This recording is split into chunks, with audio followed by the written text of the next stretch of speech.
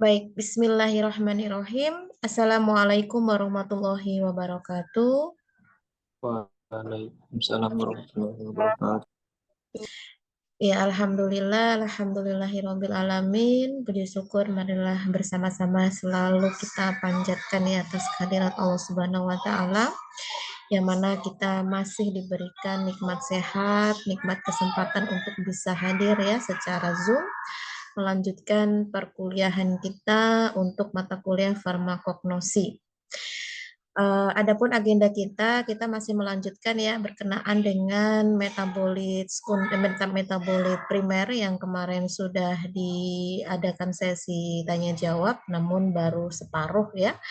Jadi hari ini kita tuntaskan dan kemudian ada beberapa yang perlu saya sampaikan lagi. Jadi nanti untuk materi dari saya itu setelah ini itu satu kali lagi. Artinya dalam hal ini materi itu akan saya sampaikan dan sisa pertemuannya itu nanti akan saya adakan sesi Zoom ya. Kemungkinan besar sesi Zoom, sesi presentasi. Kan kalian itu UAS tanggal 6 Desember ya. Udah ngelihat jadwalnya? Betul nggak? Iya Bu, 6 Januari. Tanggal 6 Januari ya. Jadi minggu depan itu saya masih masuk kuliah Zoom untuk saya sampaikan materi.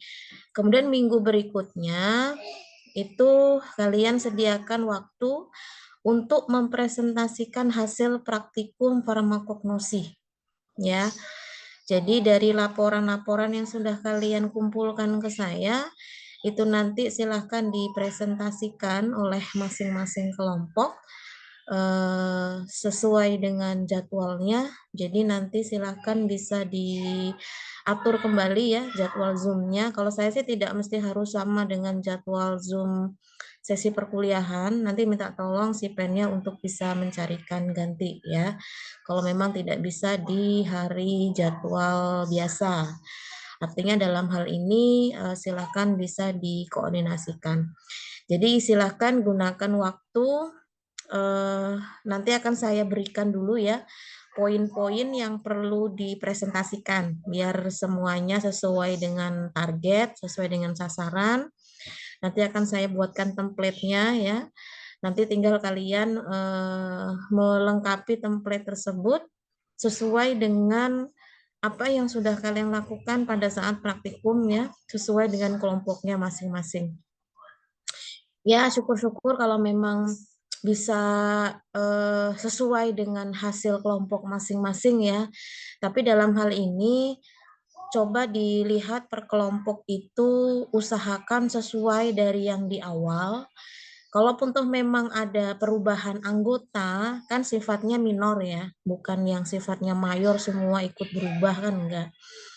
Jadi yang perubahan minor itu misalkan geser atau apa itu silahkan menyesuaikan saja agar tidak banyak berubah data ya. Misalkan seperti apa namanya pengamatan mikroskopis itu silahkan sesuai dengan kelompoknya masing-masing ya, shift 1, shift 2 itu kan sudah ada pembagian masing-masing ya. Nanti bisa disesuaikan. Begitu pula dengan evaluasi mutu itu juga bisa disesuaikan. Dan yang terakhir kemarin adalah screening fitokimia, itu juga bisa disesuaikan. Bagaimana Bu kalau yang tidak pernah ikut sama sekali atau tidak hadir pada saat itu? Nah, nanti setiap judul acara itu kan nanti ada anggotanya ya, ada pesertanya. Bisa jadi itu bisa beda-beda. Antara acara satu dengan acara dua mungkin ada yang geser. Makanya saya minta nanti sesuai dengan template yang saya infokan, per acara itu nanti akan dicantumkan siapa nama-namanya. Jadi pesan saya, kalau memang mahasiswa tersebut tidak terlibat dalam proses pembuatan, proses praktikum ya tidak perlu dicantumkan ya. Kalau sampai dicantumkan ternyata di presensi saya pada saat praktikum tidak ada, ini mengancam nilai keseluruhan, berarti tidak kejujuran dari kelompok tidak ada. Makanya harus disesuaikan. Kan saya punya data per sesi atau per shift itu siapa-siapa aja yang hadir. Jadi kalau ada yang melaporkan ke saya, ada mahasiswa yang sebenarnya tidak hadir pada saat praktikum, tapi ditulis namanya dan dinyatakan hadir, ini yang kena satu kelompok semua. Ya, berarti nilai kejujuran tidak bisa dipertanggungjawabkan. Jadi tidak perlu repot-repot mencantumkan nama mahasiswa yang tidak kontribusi dalam praktikum. Ya, harapannya ini bisa diperhatikan karena kita mencoba untuk menjaga kejujuran, ya, menjaga kerjasama. Jadi kita hilangkan budaya-budaya yang tidak baik, ya. Kalau memang tidak ikut, ya tidak perlu dicantumkan. Gitu ya, semoga bisa dipahami. Jadi nanti saya akan infokan lagi ya bagaimana template untuk presentasinya per kelompok sesuai dengan acara praktikum untuk farmakognosi, ya. Baik, itu saja untuk pengumumannya ya, infonya. Jadi nanti dari saya materinya satu kali lagi. Mungkin nanti itu juga tidak banyak ya, artinya sepenuhnya nanti bisa dari kalian yang bisa mempresentasikan hasil dari praktik yang kemarin. Ya. Baik, untuk yang sesi hari ini kita masih melanjutkan tentang metabolit tumbuhan ya. Kita sudah banyak membahas kemarin ya, dan juga sudah ada keterlibatan dari mahasiswa untuk bisa ikut berpartisipasi aktif ya dalam sesi tanya jawab. Semua sudah terekod dengan baik ya, jadi tidak akan mungkin tidak tercatat gitu ya, karena semuanya sudah ada di dalam rekod maupun di PowerPoint-nya ya, sesuai dengan tabel yang tersedia. Kita hari ini masuk ke bukan monosakarida lagi, tapi sudah masuk ke disakarida ya. Sedikit mengingatkan, kalau untuk yang monosakarida, disakarida itu semua adalah sebetulnya masih masuk ke dalam golongan karbohidrat kan begitu ya. Tetapi hanya saja ada perbedaan ya, perbedaan yang signifikan antara keduanya. Kalau untuk yang monosakarida itu hanya terdiri dari satu unit monosakarida saja ya. Misalkan kalau tidak glukosa ya fruktosa begitu ya. Itu hanya satu atau sifatnya dia tunggal. Nah, bagaimana kalau disakarida? Di itu kan kalau dalam bahasa ilmiah artinya dua ya. Kalau mono itu artinya satu. Kalau poli itu artinya banyak. Jadi mudah saja ya. Mono itu artinya satu, di itu dua ya. Kalau tri, kalau misalkan ada tri ya tiga gitu ya. Nah, tapi kalau untuk yang karbohidrat itu kan hanya ada mono, di, dan apa namanya poli ya, polisakarida. Nah, yang kedua ini adalah disakarida.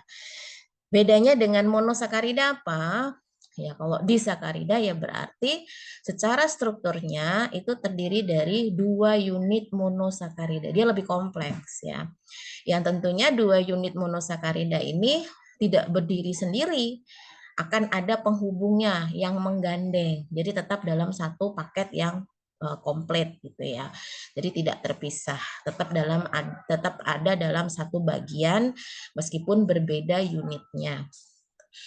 Nah, terdiri dari dua unit monosakarida yang dihubungkan oleh ikatan, namanya adalah ikatan glikosida. Nah, kemudian disakarida ini akan terbentuk ya, akan terbentuk jika gugus hidroksilnya pada salah satu gula itu akan bereaksi dengan karbon anomer pada gula yang kedua. Saya yakin dan saya sih optimis ya, kalian sudah mendapatkan materi ini di mata kuliah sebelumnya ya. Mata kuliah yang khusus membahas tentang struktur-struktur bahan alam ya, yang itu banyak dipelajari di kimia organik gitu. Kemudian ikatan glikosida itu mudah terhidrolisis oleh asam. Nah, ini poinnya ya. Nah, di dalam disakarida itu sendiri kan banyak ya, jenisnya itu banyak. Tapi karena memang kita fokusnya itu pada tumbuhan ya, memang yang akan kita ambil ini yang bisa dimanfaatkan gitu ya, terutama untuk bahan pokok untuk makanan begitu, nutrisi itu dari jenis disakarida, maltosa dan sukrosa. Nah, sebetulnya tidak hanya untuk nutrisi ya, kalau di bidang kefarmasian mungkin lebih pada bahan yang nantinya akan digunakan untuk pendukung dalam pembuatan obat gitu ya. Entah itu dalam pembuatan salutnya ya atau pengisinya, kemudian sebagai penambah rasa manis secara alami dan lain-lain gitu ya. Nah, tapi kalau untuk sebagai sumber bahan obat itu tidak diprioritaskan. Kenapa? Karena memang mengingat efek farmakologinya tidak seperti metabolit sekunder ya. Yang memang kalau untuk metabolit primer itu diprioritaskannya untuk kebutuhan pokok manusia. Ya, jadi kita sudah memilah-milah kebutuhan nih. Jangan sampai nanti overlap semua tertimpa pada metabolit primer. Jadi ya tentu akan kesulitan untuk membagi sumbernya. Tapi paling tidak dengan adanya metabolit primer ini, karena tumbuhan juga penting ya sebagai source utama untuk proses pertumbuhan gitu ya, karena tanpa adanya metabolit primer tumbuhan tidak akan bisa tumbuh dengan baik, itu keywordnya di situ, karena sebagai building block ya. Jadi kalau kalian sudah belajar tentang metabolit primer yang di awal yang sudah dijelaskan, itu sebagai zat pembangun. Jadi wajib ada sebelum dewasa ya. Justru kalau tidak ada pada saat pembentukan tunas, otomatis proses pertumbuhannya akan terhambat. Nah, berbeda dengan yang metabolis sekunder. Metabolis sekunder ini bisa dikatakan sebagai sistem pertahanan ya. Karena mengingat tumbuhan itu kan berbeda dengan hewan, manusia yang ketika ada ancaman bisa begitu mudah untuk menghindar gitu ya. Tapi kalau tumbuhan kan tidak. Makanya tumbuhan harus ada sistem bagaimana tumbuhan itu bisa memberikan respon terhadap lingkungan ya, misalkan ada ancaman, bisa itu predator, bisa itu paparan UV ya, atau bisa yang lain-lainnya ya, intinya mengancam ya, karena memang sebagian besar metabolit sekunder pada tumbuhan ini yang tidak disukai oleh predator. Artinya dalam hal ini yang membuat tanaman itu menjadi survive ya, bisa bertahan dan akhirnya kita bisa melirik. Kalau metabolis sekunder saja itu ditakuti oleh predator, bahkan mikroba, berarti kan sifatnya sangat sangat unik gitu ya. Berarti ada sesuatu di dalamnya ini. Bagaimana kalau kita manfaatkan juga terhadap sumber-sumber patogen yang ternyata itu bisa menyebabkan penyakit pada manusia. Makanya kita perlu belajar lebih lanjut ya untuk mempelajari jenis-jenis tanaman apa saja yang ada di lingkungan kita yang mungkin banyak yang tidak dimanfaatkan gitu ya, atau cuma sekedar jadi gulma atau tanaman pengganggu gitu ya, tapi ternyata di dalamnya itu menyimpan segudang manfaat yang itu mengandung metabolit primer, sekunder yang ternyata bisa dimanfaatkan sebagai sumber obat. Nah, kita arah berpikirnya ke situ. Jadi dalam hal ini ada upaya dari kita untuk lebih meninjau ulang gitu ya. Tapi tentu dalam hal ini kita harus berpegang teguh, kita sebagai seorang farmasi ya, atau kalian sebagai seorang TTK itu tidak cuma sekedar memanfaatkan. Ya, sebetulnya nggak cuma kalian sih, semua masyarakat yang ada di bumi ini gitu ya, tanpa terkecuali ketika kita ingin memanfaatkan sumber daya alam tentu tidak cuma sekedar menggunakan, tetapi bagaimana caranya kita bisa menumbuhkan kembali, menghijaukan kembali ya, memberikan kesempatan untuk mereka bisa bergenerasi. Ya, jadi harus ada upaya dari kita untuk melestarikan. Gitu ya, jadi mudah gitu ya, dan stoknya akan selalu banyak. Nah, itu ya poin-poin yang memang harus dipahami. Apalagi di bidang kefarmasian, kalian sudah tahu ilmunya, sudah tahu caranya ya. Nah, itu akan lebih mudah lagi. Bahkan kalian berhak untuk nantinya berkecimpung di dalamnya. Ya, jadi tidak ada kesalahan ya, kesalahan misalkan kalian tidak punya hak untuk meracik kosmetik yang begini yang begitu gitu. Ya, kalian tentu ada hak untuk itu karena kalian kan memang punya kewenangan untuk itu sebagai TTK ya. Hanya saja itu tadi bagaimana caranya kalian bisa lebih bijak ya dalam menghadapi setiap tugas yang diberikan ya, tidak ngasal dan tidak ngawur kan begitu ya. Oke, kita kembali lagi ke disakarida tadi. Baik, kita masuk ke sesi jenis-jenis disakarida. Jadi sudah disebutkan tadi ya salah satu beberapa jenis disakarida yang penting pada tumbuhan. Itu yang pertama adalah sukrosa. Sebetulnya ini bukan hal baru lagi, saya yakin ya kalian sudah biasa sering dengan apa itu sukrosa, apa itu maltosa, apa itu fruktosa, itu kalian sudah familiar ya, sudah beberapa kali baca, dengar, tapi mungkin di antara kita masih belum begitu ngeh ya, apa sih bedanya gitu kan. Kalau fruktosa jelas itu adalah monosakarida ya. Jadi dengan begitu kita bisa tahu perbedaan secara karakter strukturnya seperti apa, sumbernya begitu, bahkan manfaatnya pun juga bisa berbeda. Baik, yang pertama untuk yang sukrosa silakan bisa dijelaskan apa pengertiannya, kemudian sumbernya bisa dari mana aja, dan kegunaannya untuk apa. Saya persilahkan di sini yang sudah raise hand atas nama Zaki dan Nanda. Ada Zaki dan Nanda? Ada, Bu. Oke. Ada, Bu. Iya, bisa dijelaskan ya sebentar. Oke, silakan Zaki dan Nanda bisa menjelaskan apa itu sukrosa, sumbernya, dan kegunaannya. Izin menjawab, Bu. Sukrosa itu disakarida paling manis yang terdapat pada tebu, bit, dan mosales. Yang hidrolisa menghasilkan glukosa, fruktosa sama dengan 50/50. Terdiri dari glukosa dan fruktosa, di mana C1 dari D-glukosa dihubungkan dengan C2 dari D-fruktosa oleh ikatan B1 beta 1,2 glikosida. Terima kasih, Bu. Baik, Bu, izin menjawab. Sukrosa adalah jenis gula, buah-buahan dan sayuran yang mengandung sukrosa alami. Tebu yang merupakan tanaman dengan kandungan sukrosa yang paling tinggi sehingga sering digunakan untuk memproduksi gula pasir. Sukrosa merupakan karbohidrat yang dibutuhkan oleh tubuh dan memiliki beberapa kegunaan sebagai sumber energi, cepat bagi tubuh, sebagai bahan tambahan untuk mempermanis makanan dan minuman, seperti sereal, soda, makanan kaleng. Memberikan fungsi penting terkait pembentukan struktur makanan seperti kue. Baik, Bu, terima kasih. Baik, ya terima kasih juga atas penjelasannya ya.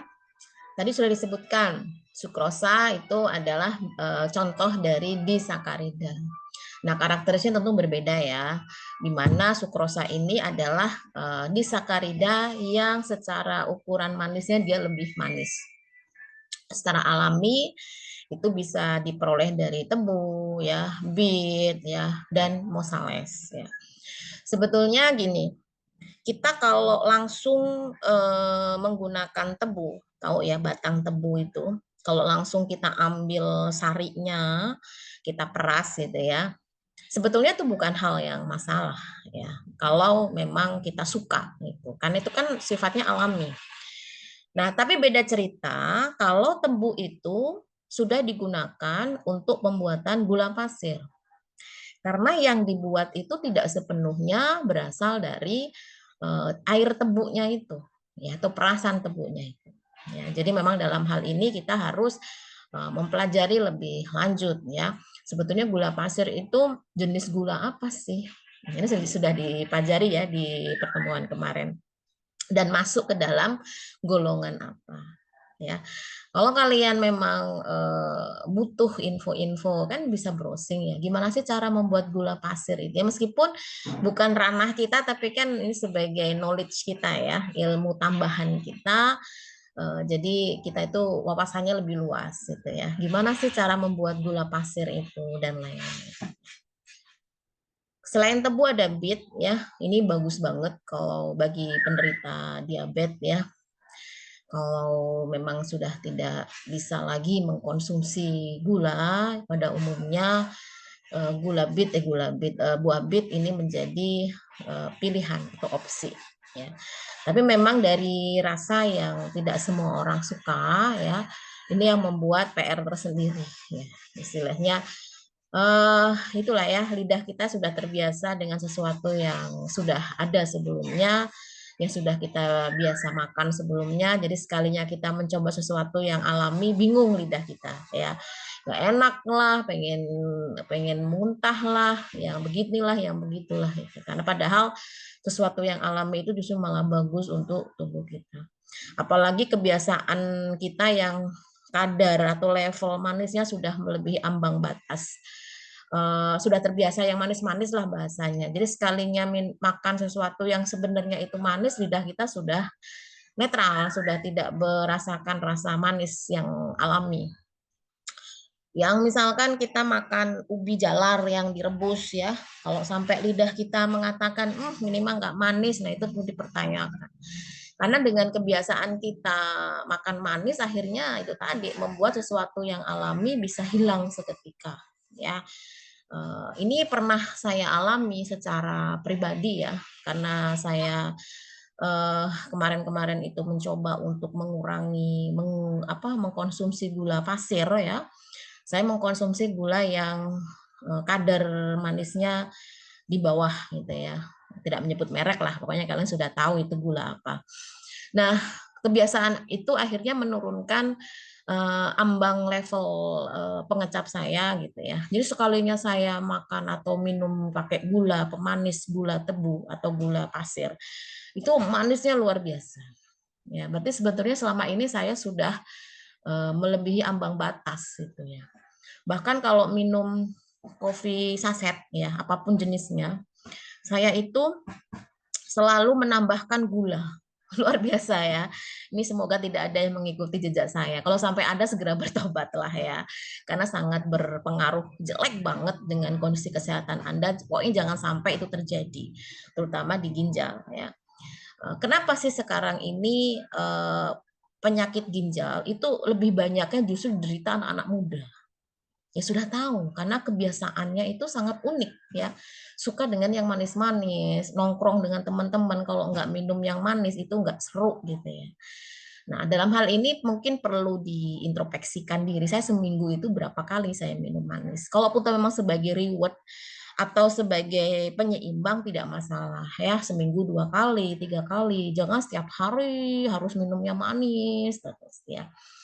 Dulu saya juga makan itu ubi rebus ya, itu tawar, nggak ada rasa gitu ya, karena memang ambang batas manisnya sudah melebihi batas. Nah, giliran saya sudah beralih ke gula yang tidak gula pasir lagi, luar biasa manisnya, enak banget. Ya, jadi memang dalam hal ini kita perlu ada upaya untuk mengendalikan kontrol pengecap gitu ya. Jangan sampai nanti melebihi batas. Begitu pula dengan asin ya. Karena memang manis sama asin ini PR-nya sama ini ya. Manis lebih ke penyakit diabetes ya, nanti juga ke ginjal juga ya. Kalau ke asin itu lebih ke tensi ya. Dalam hal ini ya itu tadi, karena kebiasaan kita suka asin, terus sedikit saja ada penurunan jumlah asin, kita udah ngerasain nggak enak itu makanan, anyep ya kalau bahasanya itu, hambar ya, hambar seperti kurang garam. Tapi kalau kita sudah biasa menetralkan lidah kita, menurunkan grade rasa asin atau manis, itu kita akan lebih peka ya. Nggak disadari tubuh kita ini akhirnya akan terakumulasi hal-hal yang tidak baik ya. Masa masih umur di bawah 30 udah hipertensi, udah darah tinggi. Ini kan hal yang harus dijadikan introspeksi ya. Karena memang dalam hal ini kita perlu memperhatikan pola hidup dan pola makan. Ya, karena pola hidup dan pola makan ini harus paket nih. Nggak cuma sekedar pola makan saja yang kita perhatikan, pola hidup pun seperti itu. Pola hidup seperti apa? Misalkan kebiasaan kita beraktivitas, apakah kita itu melaksanakan olahraga atau tidak, keseimbangan gerak atau tidak, ya. Olah pikir kita yang itu mengarah pada kesehatan mental, itu juga berpengaruh dengan kesehatan. Ya, jadi PR kita itu menjaga keseimbangan itu. Ya, kalau kita tidak memperhatikan badan kita sendiri, siapa lagi? Orang lain ya nggak mungkin, ya. Dalam hal ini memang harus yang punya badan lah yang harus berjuang untuk menjaga keseimbangan itu semua. Jangan sampai nanti setelah kejadian baru menyesal, ya. Itu hal yang tidak, ya, bukan hal yang unik lagi kalau seperti itu, ya. Sudah, ya, tinggal ngerasain. Nah, itu jangan sampai itu terjadi, ya. Makanya harapannya kalian dengan belajar tentang kefarmasian itu tahu. Jangan sampai nanti kita tahu ilmunya tapi nggak tahu prakteknya. Wow, ini hal yang sangat sulit, ya. Artinya mereka-mereka aja yang nggak tahu ilmunya, mereka mau kok belajar tahu supaya menerapkan di dirinya itu hidupnya lebih sehat. Terus tahu juga sumber-sumber alam yang bisa menjadi pengganti gula, ya, buah-buahan, ya.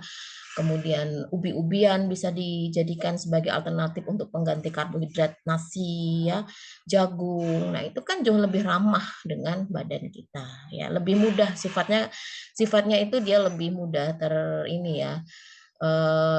terdegradasi gitu, ya. Artinya tidak sulit dan penyimpanan cadangan makanannya itu tidak terlalu banyak atau jumlah kalorinya tidak terlalu banyak. Oke, kembali ke sukrosa. Tadi sukrosa ini adalah jenis disakarida yang paling manis seharusnya. Tapi kalau sampai ada orang yang makan tebu ternyata nggak manis, wah ini perlu dipertanyakan, ya, sensitivitas indera pengecapnya gitu. Nah, untuk sukrosa itu ketika terjadi proses hidrolisa atau hidrolisis, ya, itu dia akan menghasilkan 50% adalah glukosa, 50% adalah fruktosa. Karena memang gabungan, ya, karena sukrosa ini kan sifatnya disakarida, terdiri dari unit monosakarida, yaitu glukosa dan fruktosa yang dihubungkan oleh ikatan glikosidik, ya, atau ikatan glikosida. Ini yang saya tunjuk. Ini adalah glukosa, ini adalah fruktosa. Lebih lengkapnya adalah beta 1,2 glikosida, ya. Nah, sifatnya bagaimana untuk sukrosa ini? Bentuknya dia kristal, ya. Bentuknya dia lebih kecil kubus, ya. Kalau dilihat pakai mikroskop tuh kelihatan banget, ya. Tidak beraroma atau tidak berbau, tidak berwarna, ya. Rasanya dia lebih manis, stabil di udara, kemudian mudah larut dalam air, ya. Sebetulnya hampir semua jenis karbohidrat itu mudah larut, ya, dalam air, ya. Dan dia suka larut dalam alkohol. Dia sifatnya lebih mudah ke polar, yaitu air, ya. Nah, apa manfaatnya? Ini saya gunakan manfaat yang lebih kepada bidang kefarmasian, ya. Misalkan dia seperti memberikan rasa manis, ya, pada sediaan obat, terutama untuk obat-obat yang untuk anak-anak, ya. Kalau obat dewasa mah telan-telan aja, pahit, pokoknya sikat gitu, ya. Kalau nggak pahit nggak sembuh gitu prinsipnya, ya. Tapi kalau masih anak-anak nih sulit, ya. Apalagi kalau sediaannya bukan dalam bentuk sirup gitu, ya, itu sangat susah. Apalagi kalau bentuknya tablet kan harus nelennya susah, digerus semakin pahit dan lain-lainnya. Kemudian bisa juga sebagai pengawet, ya, sebagai penyalut tablet, dan beberapa tablet yang menggunakan sukrosa, kemudian sebagai pembantu untuk pembuatan granul. Ini semua adalah peran dari sukrosa di bidang kefarmasian. Mungkin yang lain-lain banyak, ya, artinya yang saya sampaikan di sini yang sifatnya paling umum, yang memang sering digunakan di bidang kefarmasian. Dan kalau kalian perhatikan kan sifatnya sebagai zat tambah saja, ya, bukan sebagai zat utama untuk pembuatan obat gitu. Kalau pembuatan obat secara herbal itu mungkin lebih pada metabolit sekundernya, ya, yang bisa dikembangkan untuk obat-obat tertentu yang mungkin lebih memberikan efek samping yang lebih kecil, ya, ketimbang yang sifatnya sintetis gitu. Oke, itu untuk yang sukrosa ya. Kemudian yang kedua adalah maltosa. Apakah sama pengertian sumber dan kegunaan maltosa seperti sukrosa tadi? Saya persilakan di sini untuk bisa menjelaskan atas nama Nyoman Diana dan Dita Eka. Ada Nyoman Diana dan Dita Eka? Ada, Bu. Ya, silakan bisa dijelaskan secara berurutan ya. Disakarida ini tak ditemukan di alam kecuali pada kecambah gandum dan padi-padi. Maltosa, gandum dari dua molekul diglukosa yang dihubungkan oleh ikatan glikosida antara C1 glukosa pertama dan C4 glukosa kedua. Atom O pada C anomerik residu glukosa yang glukosa pertama adalah alfa membentuk ikatan alfa 1 4 glikosida. Kegunaan bahan pemanis penghancur tablet. Sudah, Bu.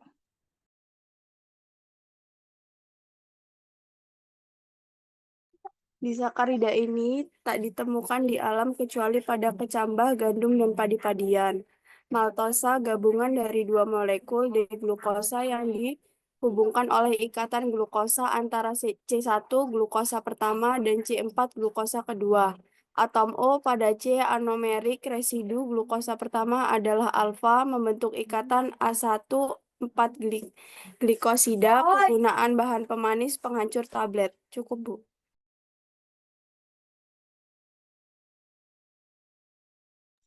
Oke, baik.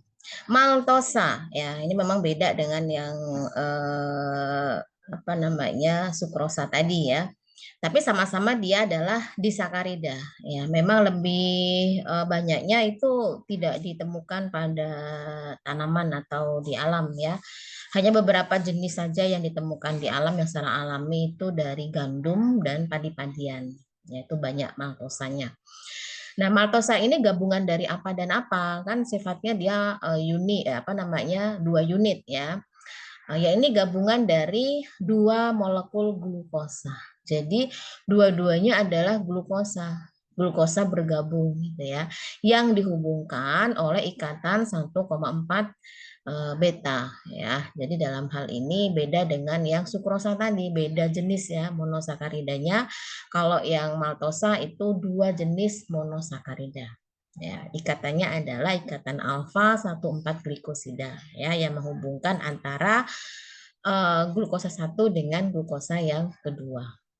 Sebetulnya kalau untuk kegunaan hampir sama ya dengan yang sukrosa tadi sebagai tambahan untuk pemanis ya, sebagai penghancur tablet, mungkin yang lain-lainnya juga ada ya. Tapi dalam hal ini paling tidak kalian memahami sifat manisnya itu yang sering diambil manfaatnya ya untuk sebagai bahan pemanis alami seperti itu. Kemudian nah, ini adalah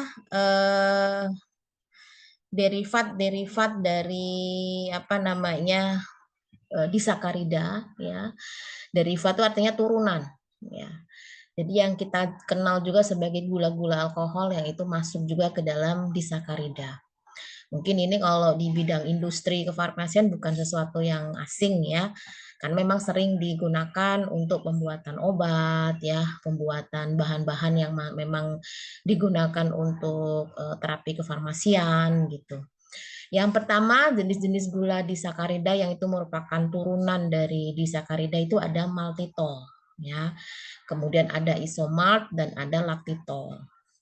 Nah, kalau untuk maltitol ini secara alami diperoleh dari dihidrogenase dengan suatu katalis ya pada sirup maltosa dari hidrolisis pati ya. Kemudian dimurnikan, dipekatkan dan jadilah sirup dikristalisasi.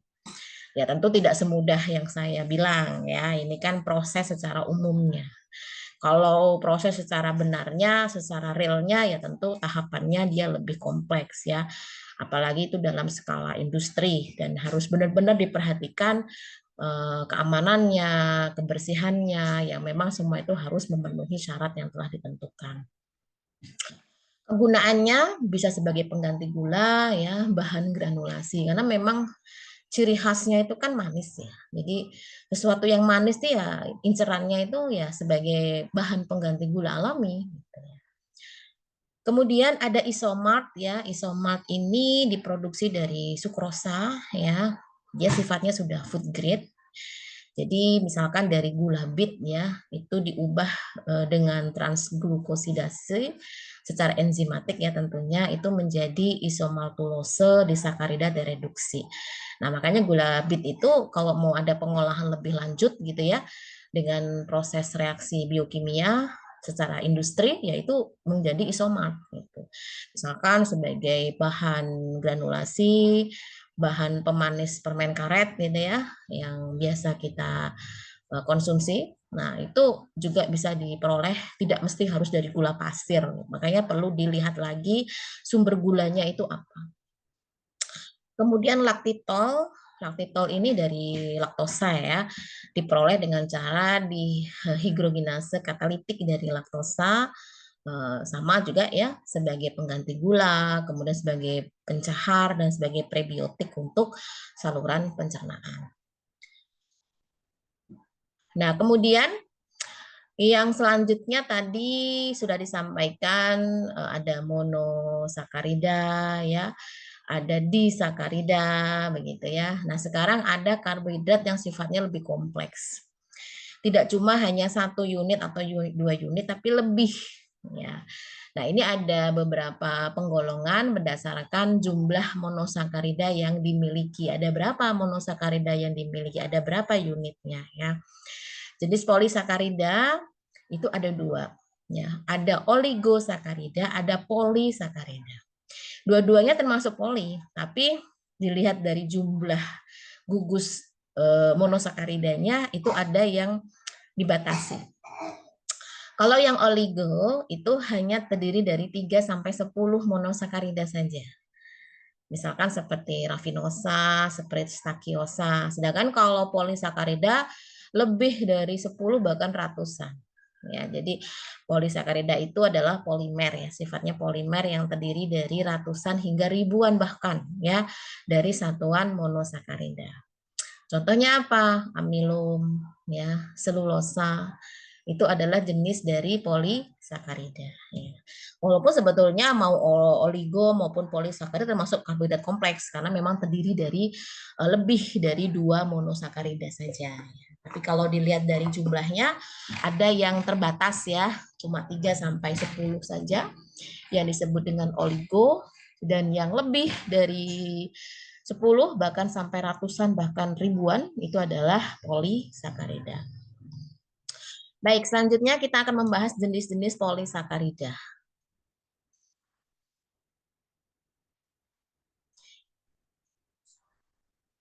Ada rafinosa, ada stakiosa, ya, ada amilum, ada selulosa. Kita bahas satu persatu saja ya, biar nanti tidak terlalu banyak sekaligus menjawabnya.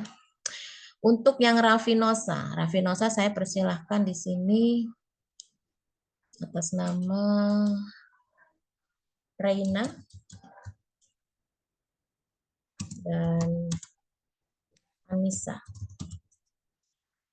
Silakan Reina dan Anissa bisa menjelaskan untuk yang rafinosa, pengertiannya apa, kemudian karakteristiknya bagaimana, kemudian sumbernya ya, manfaatnya,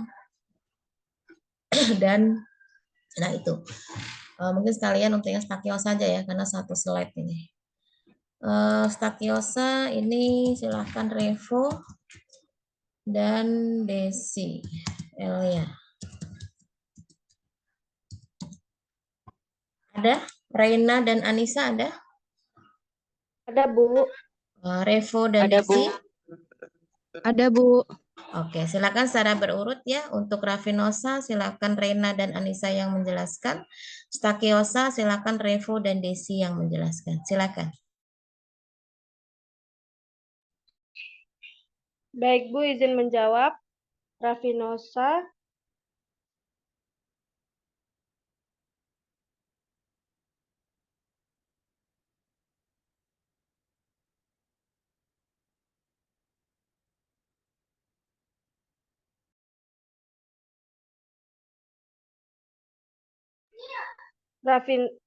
rafinosa trisakarida yang terdiri dari satu molekul galaktosa, satu molekul glukosa, dan satu molekul fruktosa. Rumusnya C18H32 dan O16 terdapat pada tumbuhan dan gula tetes tebu. Terima kasih. Izin menjawab, Bu. Rafinosa yaitu trisakarida yang terdiri dari satu molekul galaktosa, satu molekul glukosa, dan satu molekul fruktosa. Rumusnya yaitu C18H32O16. Terdapat pada tumbuhan gula tetes tebu. Terima kasih, Bu. Izin menjawab, Bu. Stakiosa tetrasakarida yang terdiri atas 2 molekul galaktosa, 1 molekul glukosa, dan 1 molekul fruktosa.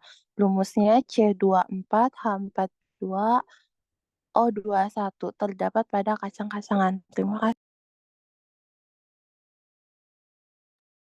Izin menjawab, Ibu. Untuk stakiosa itu adalah tetrasakarida yang terdiri atas 2 molekul galaktosa, 1 molekul glukosa, dan 1 molekul fruktosa. Rumusnya C24H42 dan O21. Terdapat pada kacang-kacangan. Terima kasih, Bu.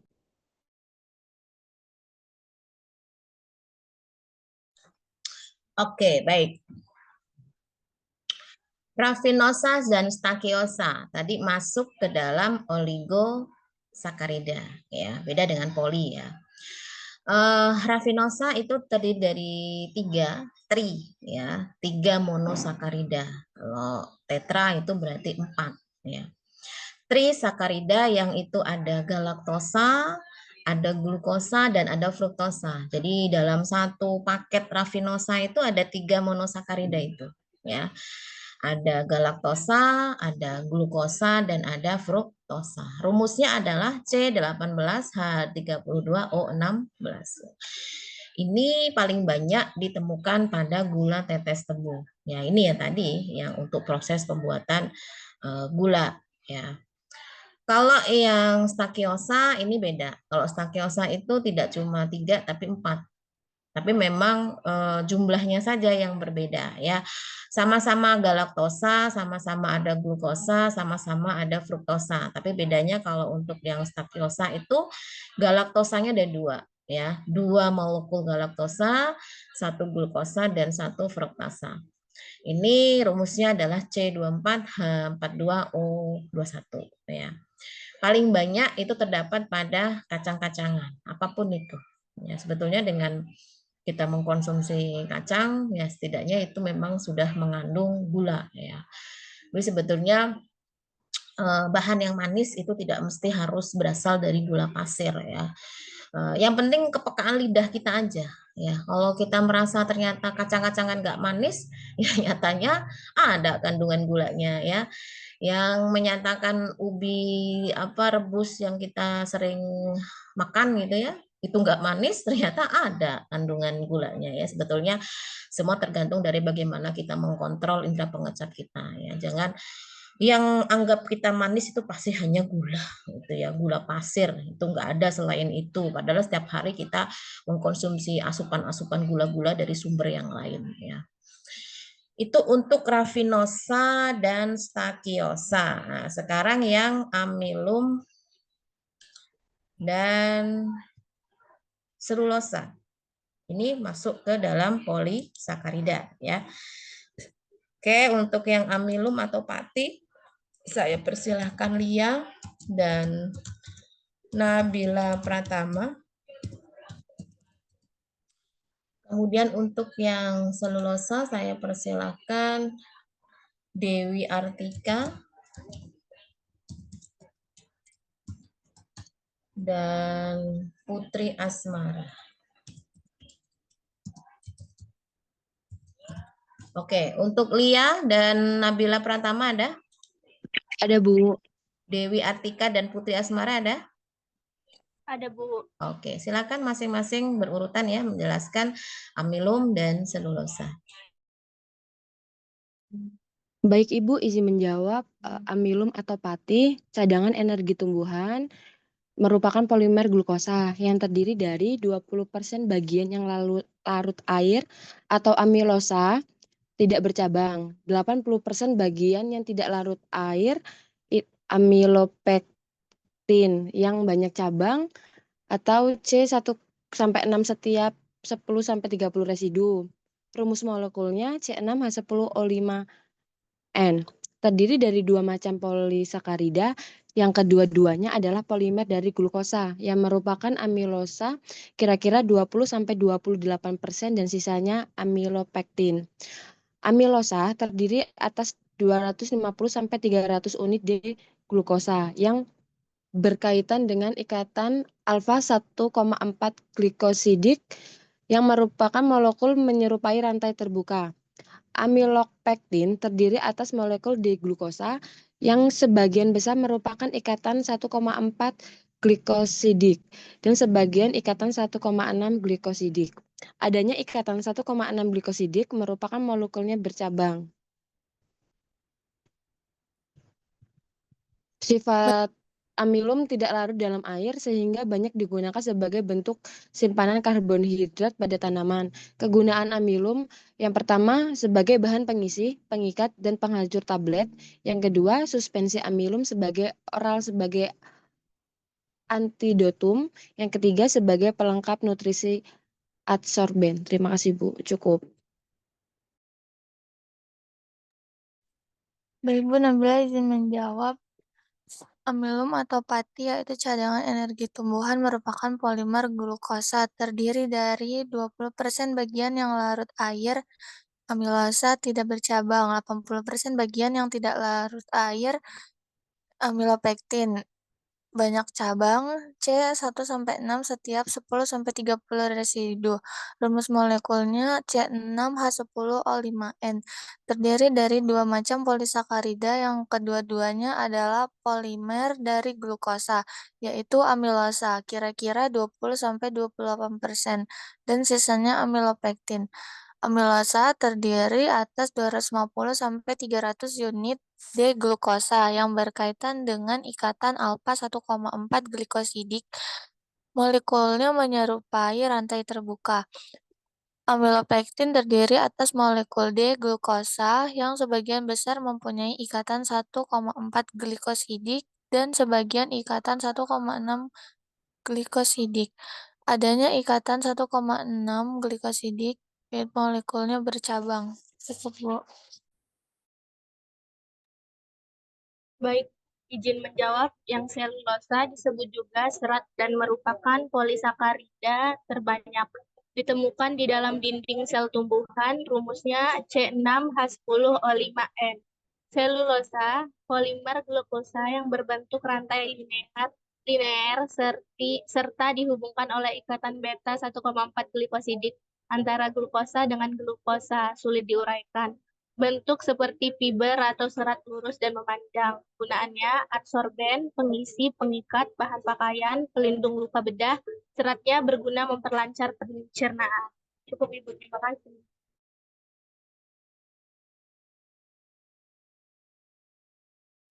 Baik, kita lanjut dulu ya, sekalian nanti kita mereviewnya. Untuk pertanyaan berikutnya, nah, bagaimana cara membuat pati? Ya, itu pasti ada prosedurnya, ya, tidak tiba-tiba ada ya. Jadi bagaimana cara mengeluarkan pati itu dari sumber bahan alam yang mengandung zat-zat tersebut.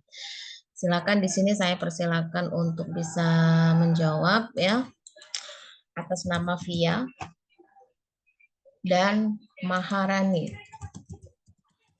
Ada Via dan Maharani? Ada, Bu. Oke, silakan. Ada, Bu.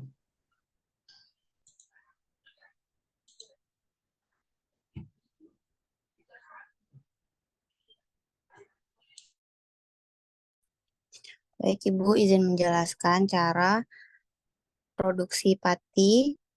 Ada 5 cara.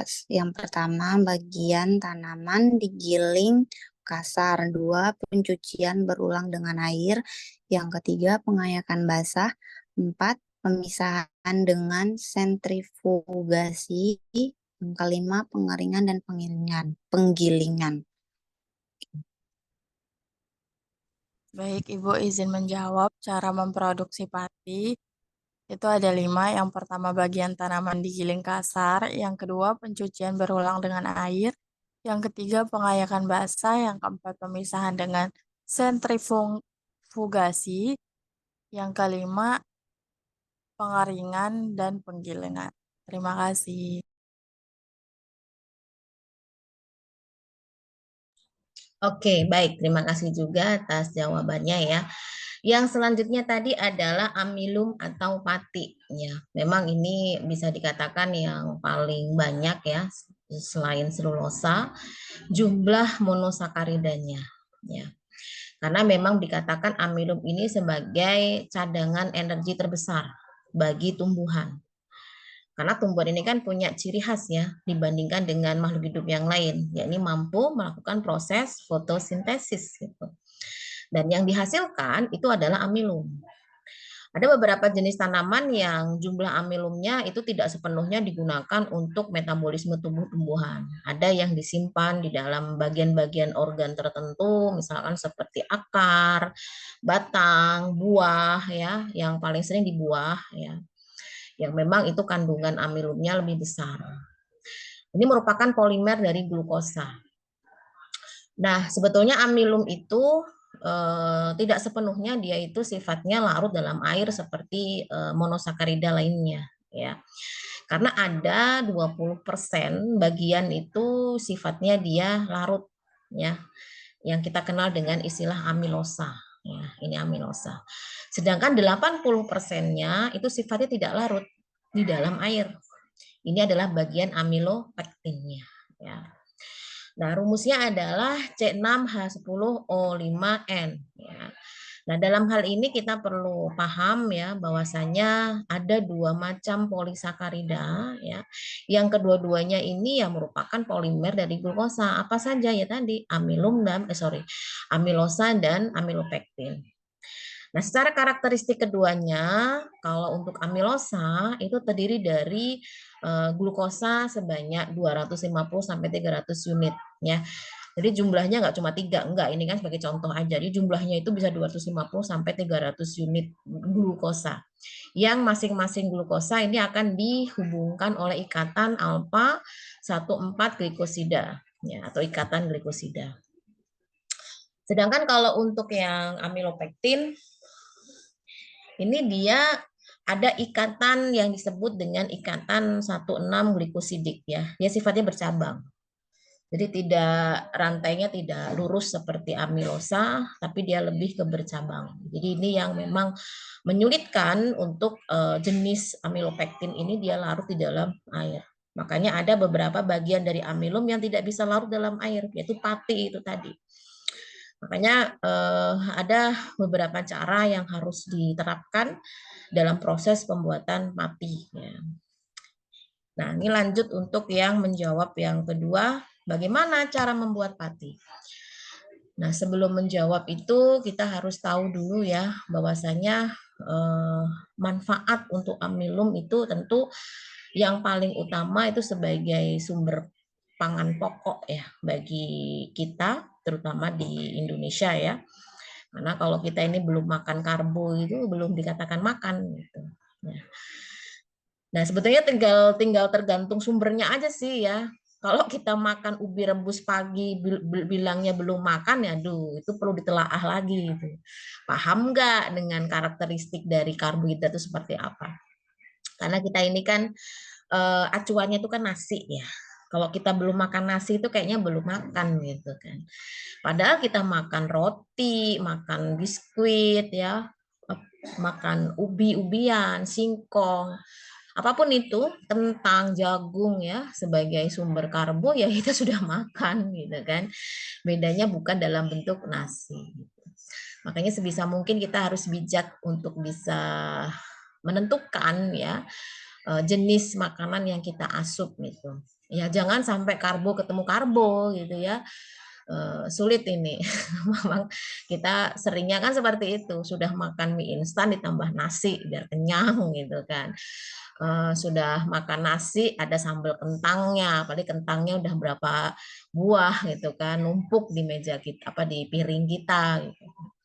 Ya paling tidak seimbang antara karbohidrat, protein, lemak itu harus seimbang. Apalagi khususnya lemak yang sifatnya adalah lemak yang tidak jahat ya, yang memang itu lemak baik untuk tubuh yang sifatnya berasal dari apa itu namanya nabati ya, bukan yang hewani. Nah, kalau untuk yang lain-lainnya ya hampir sama dengan yang sebelum-sebelumnya ya, sebagai bahan pengisi, pengikat, penghancur tablet ya, sebagai suspensi amilum secara oral ya, sebagai antidotum dan juga sebagai pelengkap nutrisi. Nah, sekarang kita mau bikin pati nih, pati dari bahan-bahan tanaman yang punya cadangan amilum seperti singkong ya, seperti gandum, padi, beras ya, kentang, yang memang itu semua bisa diambil tepungnya atau patinya yang bisa kita jumpai di sehari-hari itu adalah olahan dari tanaman-tanaman tersebut karena bentuknya saja sudah beda dengan tanaman aslinya ya. Bahkan di praktikum farmakognosi kalian sudah melakukan praktikum mikroskopis ya untuk jenis-jenis pati yang sudah saya sebutkan tadi. Hanya saja bedanya kalian nggak bikin gitu kan. Nah, kalau kita mau bikin ya sebetulnya bisa-bisa saja, tapi terkadang keahlian atau skill yang kita miliki belum mumpuni, jadi kualitas yang diperoleh pun juga belum maksimal. Itu yang pertama. Yang kedua ya tentu dukungan alat ya, karena tanpa adanya dukungan alat akan sulit mendapatkan tepung yang benar-benar seperti yang sudah dipasarkan gitu ya, apalagi yang memang kualitasnya adalah bagus gitu. Tapi secara prinsip atau secara umum kalian mesti tahu caranya gimana. Kita kan mau mengambil zat pati yang ada di dalam tanaman yang mengandung amilum, gitu ya.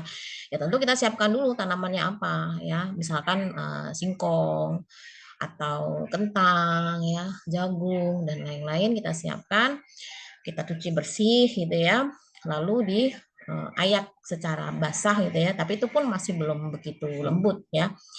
Kemudian dilakukan pemisahan secara sentrifugasi. Nah, ini yang akan memisahkan bagian pati dengan bagian-bagian yang lain. Ya. Berdasarkan daya gravitasi bumi yang biasanya itu lebih kecil ya ukuran partikelnya. Setelah itu dikeringkan lalu digiling. Ya memang ini susah gampang, bagi mereka yang terbiasa mungkin mudah gitu. Tapi bagi kita yang awam ya susah, walaupun secara teori kayaknya mudah banget gitu. Kenapa? Karena kualitas yang diperoleh nanti nggak sesuai dengan apa yang ada di industri. Ya, aromanya tengik lah, bentuknya masih kasar lah, inilah itulah gitu kan. Karena beberapa angkatan sebelumnya memang berbeda dengan kalian. Kalau kalian memang tidak saya minta untuk bikin pati ya dari sumber tanaman, kalau angkatan-angkatan sebelumnya saya minta untuk kalian untuk membuat ya. Jadi tahu caranya bikin pati dari jagung itu gimana, dari singkong itu gimana ya. Ya, kalau untuk angkatan kalian spesial sepertinya ya. Kenapa? Karena ada pemadatan jumlah pertemuan. Jadi mau nggak mau ya memang yang pokok-pokok saja yang perlu disampaikan. Oke, itu untuk cara pembuatan pati ya. Selanjutnya, nah ini yang sudah disampaikan juga di praktikum ya. Pati yang berasal dari jagung itu namanya apa ya? Ini harusnya sudah paham kalian. Pati yang dari padi itu apa, dari kentang itu apa, dari gandum itu apa, dari singkong itu apa. Nah, ini mikroskopis yang sudah ditemukan ya. Ada Manihot utilissima, ada Zemais, ya, ada Oryza sativa, ada Solanum, dan ada Triticum. Dan tentunya dari segi ukuran mikroskopisnya kan beda-beda kan antar pati. Jadi tidak boleh kalian ngasal ya menentukan karena punya karakteristik yang berbeda. Oke, itu untuk yang amilum ya. Selanjutnya yang selulosa.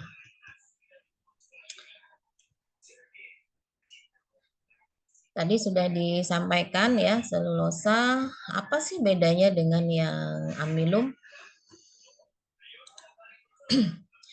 Selulosa kalau dari bahasa kita sehari-hari, kita biasa nyebutnya dengan serat. Ya.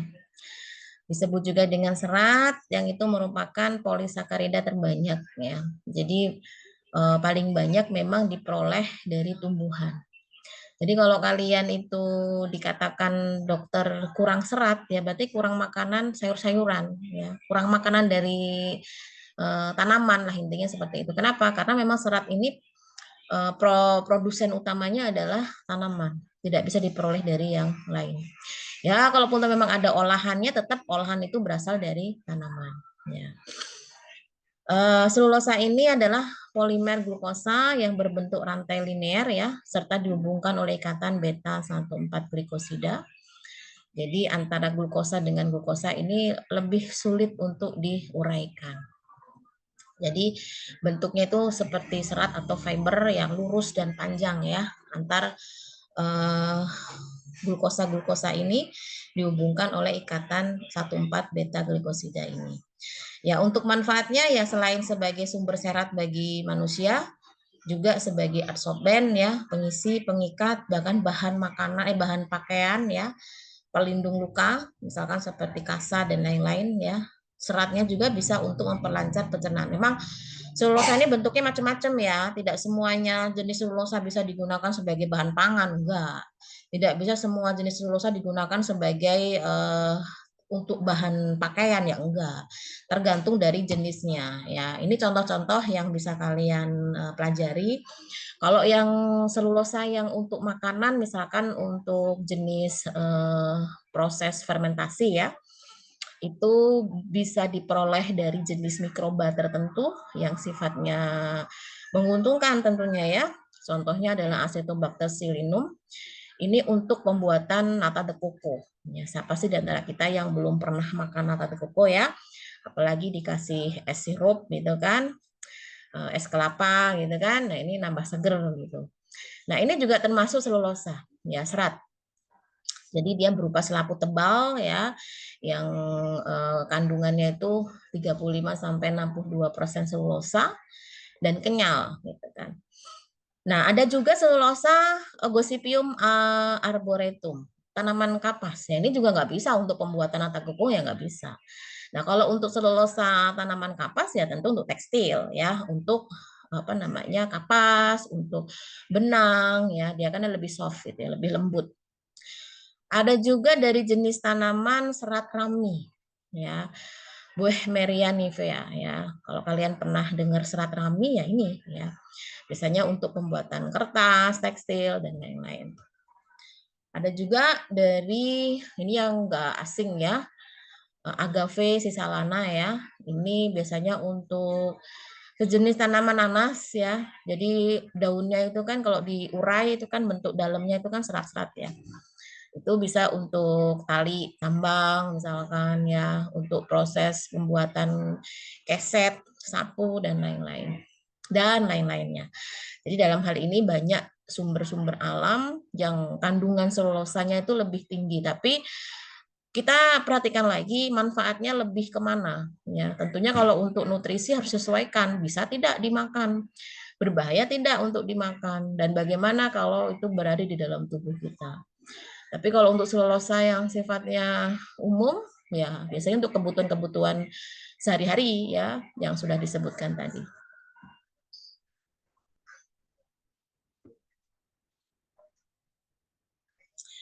Nah ini serba-serbinya ya, tidak saya berikan pertanyaan.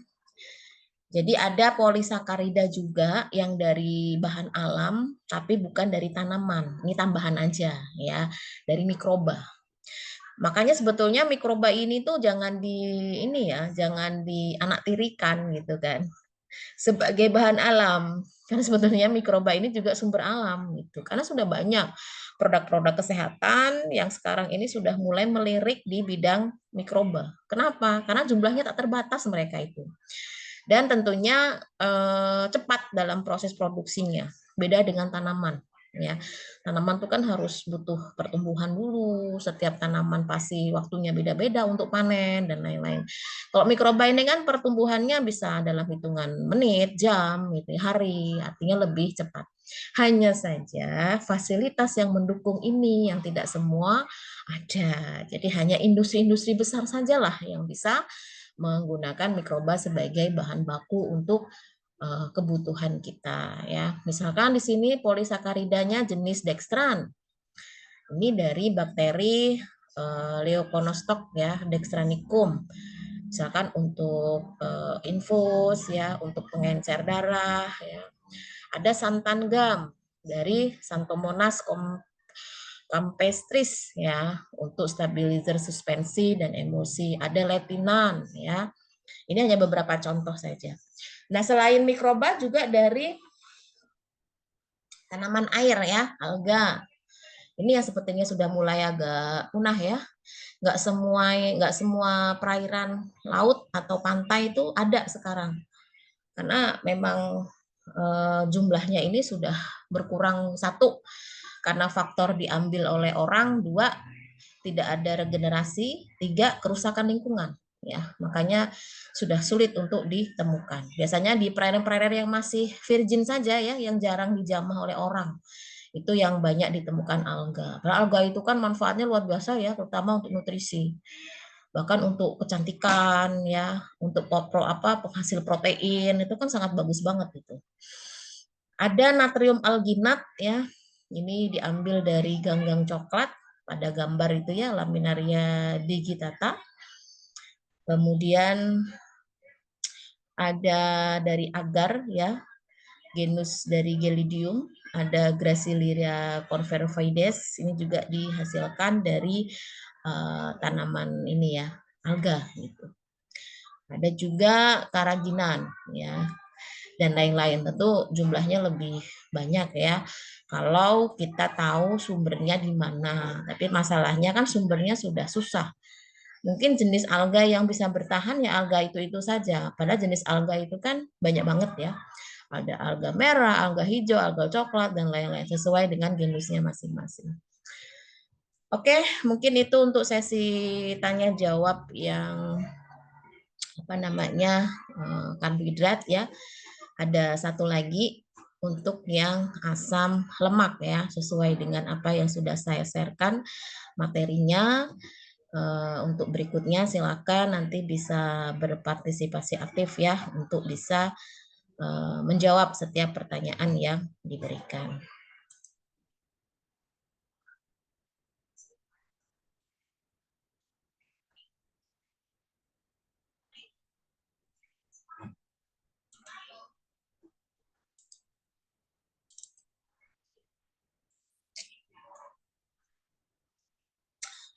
Baik, selanjutnya adalah asam lemak. Sebetulnya ini bagian yang terpisah, tetapi masih dalam satu metabolit primer. Kan metabolit primer itu kan yang sifatnya pokok harus ada ya di dalam tubuh tumbuhan. Yang pertama adalah karbohidrat, kedua adalah asam lemak, yang ketiga adalah asam amino atau protein ya. Nah, untuk yang asam lemak ini sebetulnya adalah bagian dari lemak yang sudah kalian pelajari di mata kuliah biokimia. Sebetulnya kita hanya mengulang saja, jadi harapannya kalian sudah memahami di materi biokimia tersebut. Ya, lemak itu kan jenisnya macam-macam. Ya, namun dalam tumbuhan yang sering diunggulkan atau yang sering kita gunakan itu yang dari golongan asam lemak. Ya. Kenapa? Nah, nanti bisa kalian lihat ya, kenapa sih kok asam lemak ini yang paling diutamakan untuk dari tumbuhan yang bisa kita manfaatkan dari segi kesehatan. Ya. Baik, langsung saja di sini. Pertanyaannya adalah bagaimana sifat dan karakteristik asam lemak. Ya. Nah, pada tanaman itu berperan sebagai apa? Nah, ini yang bisa kalian jelaskan nanti ya. Silakan di sini yang sudah raise hand atas nama Nida. Kemudian Septiana.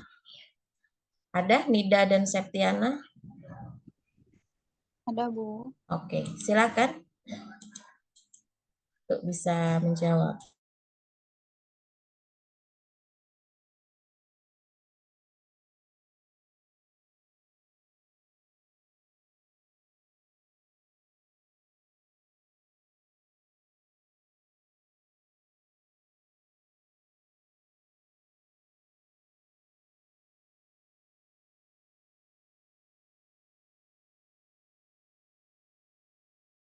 Baik, Bu, izin menjawab.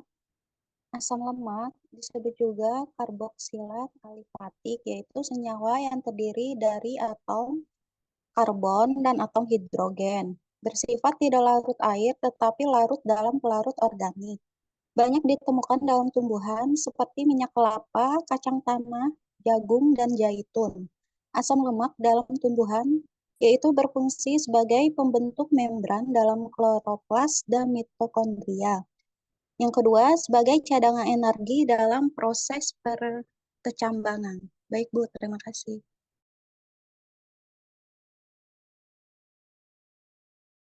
Baik, Bu, izin menjawab. Asam lemak disebut juga karbosilat alifatik, senyawa yang terdiri dari atom karbon dan atom hidrogen. Bersifat tidak larut air, tapi larut dalam pelarut organik. Banyak ditemukan dalam tumbuhan, minyak kelapa, kacang tanah, jagung, dan zaitun. Asam lemak dalam tumbuhan berfungsi sebagai pembentuk membran dalam kloroplas dan mitokondria sebagai cadangan energi dalam proses perkecambangan. Cukup, Bu. Terima kasih.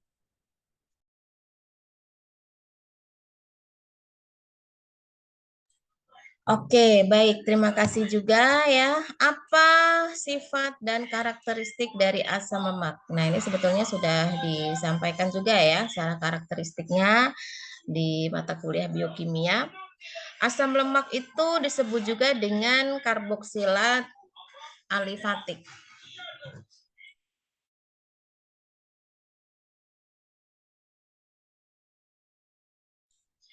Nah, apa itu ya? Senyawa yang terdiri dari satu atom C, 2 atom H atau hidrogen. Nah, ini karakteristik khususnya ini ya. Ada atom C dan ada atom hidrogen. Nah, sifatnya beda dengan yang karbohidrat tadi, yang dominannya lebih mudah larut ya dalam air. Beda kalau yang polisakarida tadi ya. Tapi secara sebagian besar itu larut dalam air. Sedangkan kalau asam lemak ini kan dia sifatnya dia lebih ke nonpolar ya. Dia tidak larut dalam air, tapi dia larutnya dalam pelarut organik, misalkan seperti etanol ya, seperti heksan dan lain-lain yang sifatnya adalah nonpolar gitu ya. Nah, kalau untuk asam lemak ini memang paling banyak ditemukan untuk jenis-jenis tanaman tertentu. Tapi secara umum ada semua, tapi mungkin kadarnya dia lebih rendah ya. Tapi kalau yang kadarnya lebih tinggi itu di tanaman-tanaman tertentu memang dia lebih memprioritaskan untuk menghasilkan asam lemak tersebut. Misalkan seperti kelapa ya, kemudian kacang-kacangan, jagung, zaitun itu kan memang sebagai penghasil minyak gitu ya. Nah, asam lemak pada tanaman itu fungsinya untuk apa? Ya, yang jelas ya hampir sama seperti karbohidrat tadi sebagai zat pembangun ya. Tapi kalau untuk lemak tentu berbeda ya. Kalau asam lemak ini kan kaitannya dalam proses pembentukan sel-sel ya. Kenapa? Karena sel-sel ini kan ada bagian yang mesti harus komposisinya adalah asam lemak. Misalkan seperti membran ya, mitokondria dan lain-lain. Sedangkan kalau untuk yang lainnya ya sebagai cadangan energi ya, yang itu sangat diperlukan dalam proses perkecambahan ya, karena tanpa adanya energi akan sulit ya untuk melakukan proses pertumbuhan. Oke, sekarang selanjutnya contohnya ya. Sebutkan 3 contoh untuk asam amino jenuh dan 3 contoh asam amino tak jenuh ya, beserta sumbernya apa saja masing-masing ya. Saya persilakan ada 2 mahasiswa untuk bisa menjawab ya. Untuk yang asam amino jenuh saya persilahkan atas nama Selira. Kemudian yang kedua, Rahel. Ada, Bu. Silakan bisa memberikan contoh.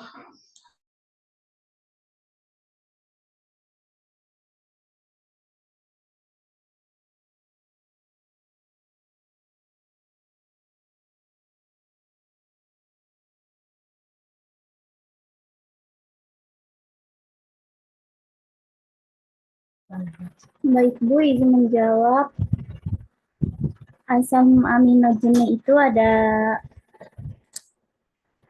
lamitat dan butiran stearat yang sumbernya dari lemak susu, lemak hewani, dan nabati. Bu.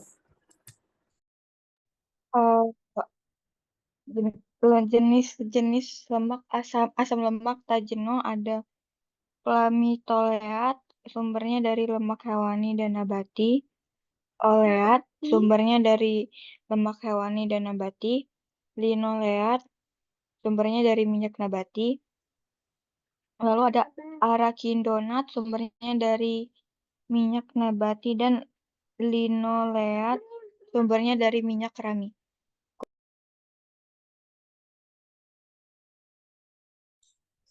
Oke, baik.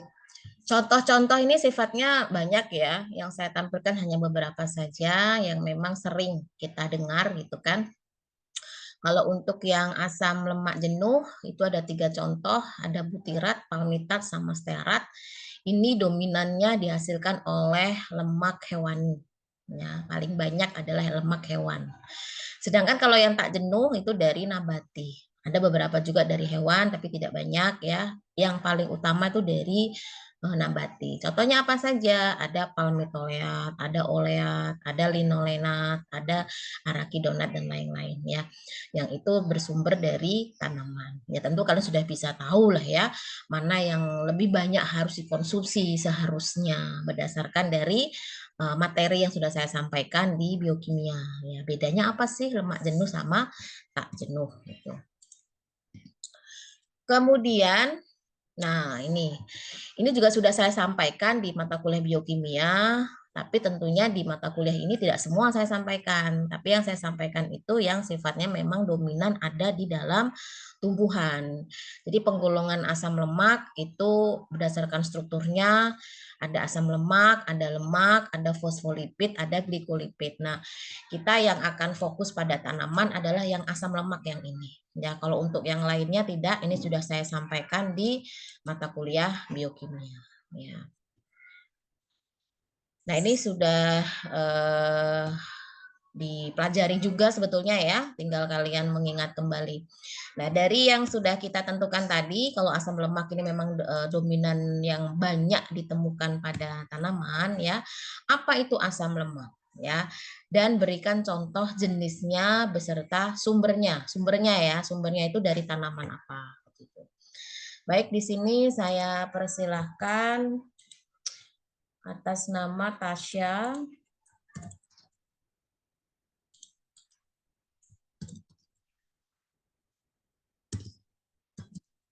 Kemudian Sandy.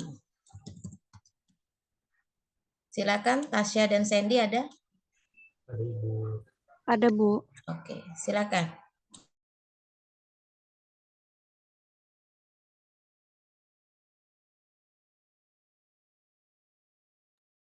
Izin menjawab, Bu. Asam lemak terdapat pada tumbuhan tingkat tinggi, pada umumnya terdiri dari rantai lurus atom karbon C dengan jumlah C7 hingga C25 dalam bentuk bebas atau ester. Perbedaannya terletak pada jumlah dan tingkat kejenuhan asam lemak. Jenis asam lemak, asam oleat berasal dari tanaman kacang-kacangan, alpukat, minyak zaitun. Palmitat berasal dari tanaman kelapa dan kelapa sawit. Linoleat berasal dari tanaman safflower atau kesumba, biji sorghum, dan biji ketapang. Palmitoleat berasal dari tanaman biji kelor. Miristat berasal dari tanaman pala. Cukup, Bu. Terima kasih. Baik, Ibu ingin menjawab untuk asam lemak itu terdapat pada tumbuhan tingkat tinggi. Kemudian pada umumnya terdiri dari rantai lurus atom karbon C dengan jumlah karbon 7 hingga karbon 25 dalam bentuk bebas atau ester. Perbedaannya terletak pada jumlah dan tingkat kejenuhan asam lemak. Kemudian jenis-jenis asam lemak yang pertama ada asam oleat, itu berasal dari tanaman kacang-kacangan, alpukat atau minyak zaitun.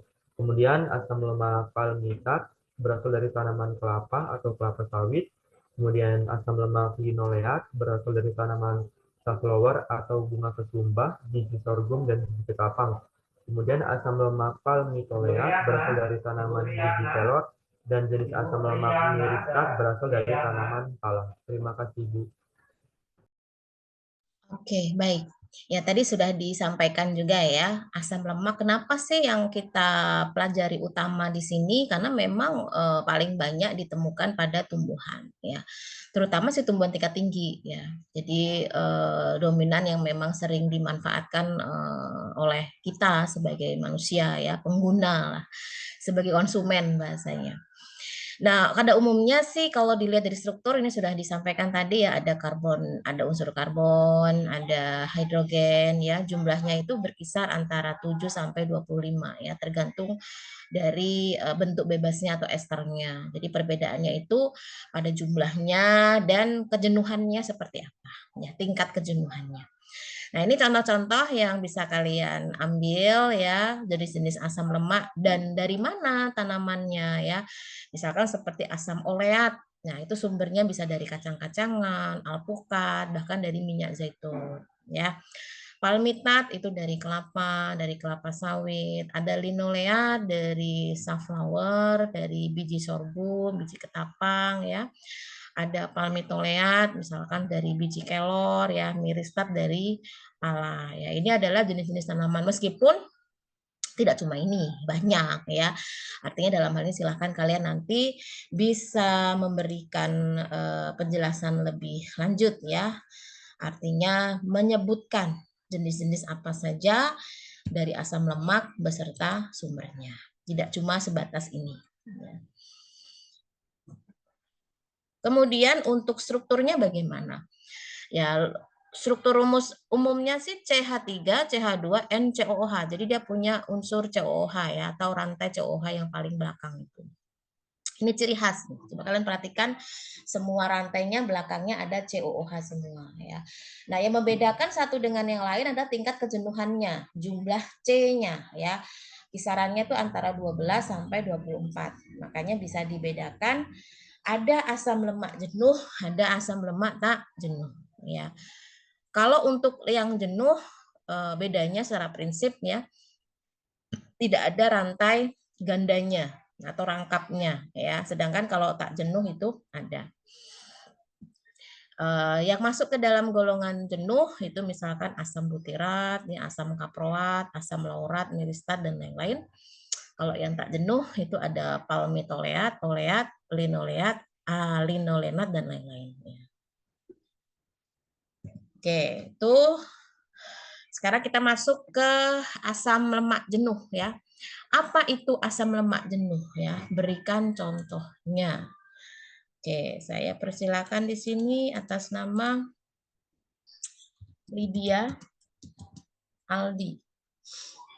Kemudian Wira. Silakan Lydia Aldi dan Wira ada? Ada, Bu. Ya, silakan. Baik, Bu, izin menjawab. Asam lemak jenuh itu adalah asam lemak yang mengandung ikatan tunggal antara atom karbon dalam rantai hidrokarbon. Contohnya yaitu struktur asam lemak jenuh itu yang pertama ada asam palmitat, rumus kimianya CH3, CH214, COOH. Contohnya yaitu mentega dan keju. Terima kasih, Bu.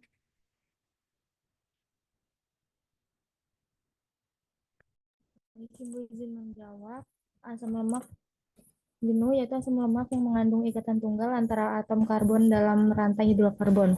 Struktur asam lemak jenuh yang pertama itu ada asam palmiat, rumus kimianya CH3 dalam kurung CH2 14 COOH. Contohnya mentega sama keju.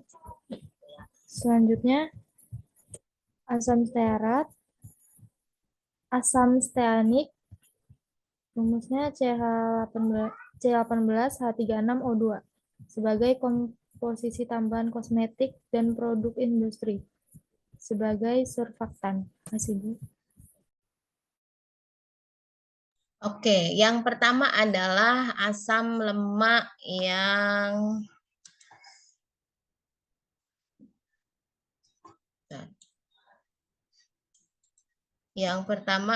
asam lemak yang jenuh ya. Kenapa dikatakan jenuh? Karena dalam hal ini kalau dilihat dari strukturnya itu hanya ada ikatan tunggal. Beda dengan yang tak jenuh, ada ikatan rangkap ya. Jadi struktur asam lemak jenuh ini saya contohkan di sini adalah asam palmitat ya. Rumus kimianya tertulis pada slide. Contohnya ada pada mentega, keju. Jadi kalau dilihat pada strukturnya dia rantainya lurus seperti ini ya, tidak ada lekukan. Yang kedua ada asam stearik, ini bukan untuk nutrisi ya. Memang sih ada juga sebagai tambahan makanan tapi tidak begitu banyak karena seringnya digunakan untuk produksi kosmetik ya. Karena sifatnya bisa untuk surfaktan dalam pembuatan sabun ya. Jadi asam stearik ini memang jenis dari asam lemak yang jenuh ya. Kemudian yang kedua kebalikannya, asam lemak tak jenuh. Silakan bisa dijelaskan oleh dua mahasiswa di sini. Saya persilahkan atas nama Cika. Ada Bu. Dan Amanda.